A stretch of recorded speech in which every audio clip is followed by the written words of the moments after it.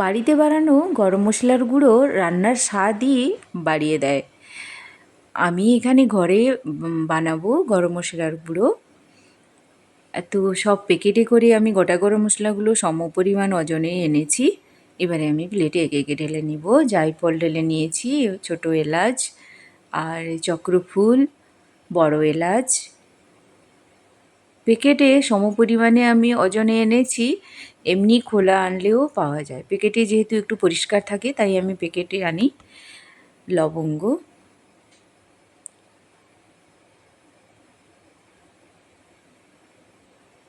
আর জয়িত্রী সব একে একে ঢেলে নিলাম। আর নিয়েছি গোলমরিচ, গোটা গোলমরিচ।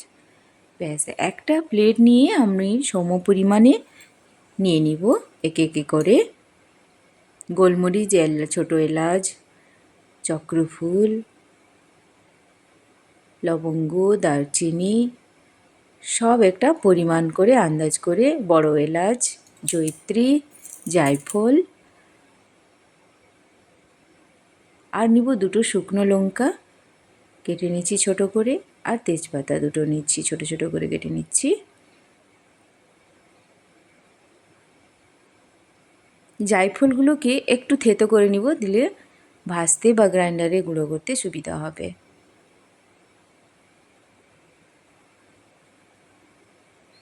বাজারের কেনা গরম মশলার গুঁড়োটা আমি পছন্দ করি না।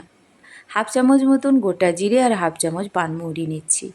এবারে কড়াই গরম করে নিয়েছি। এবারে সব মশলাটাকে মিশিয়ে হালকা আঁচে ভেজে নিব। বেশি ভাজা হবে না, একটু মানে হালকা করে ভেজে নিব। ভেজে নিয়েছি, দিয়ে ঢেলে একটু ঠান্ডা হলেই এটাকে গুঁড়ো করে নিব। প্রথমে অর্ধেকটা দিচ্ছি, তারপরে একটু গুঁড়ো করে আবার দিয়ে দিব। অর্ধেকটা গুঁড়ো করে নিয়েছি, তারপর আর একটু বাকিটা দিয়ে আবার গুঁড়ো করে নিব। মানে তরকারি সত্যি কথা, মানে এত ভালো টেস্ট হয় বলে বোঝাতে পারবো না। আপনারা বাড়িতে বানিয়ে দেখবেন, গরম মশলার গুঁড়োর স্বাদটা অন্যরকম আর গন্ধটা এত সুন্দর বলে বোঝাতে। দেখুন কি সুন্দর মিহি একদম পাউডার তৈরি হয়ে গেছে। আর এটা অনেক দিন পর্যন্ত রাখা যায়, থাকে অনেক দিন হয়ে যাবে। একবার করে নিলে গুঁড়ো 2 মাস মতন চলে গেল, আবার শেষ হলে আমি আবার বানিয়ে নিই। এইভাবে কৌটাতে ভরে নিব, রেখে দিব। এটা ঘরে বানাবেন, দেখবেন মানে অসাধারণের গন্ধটা লাগে।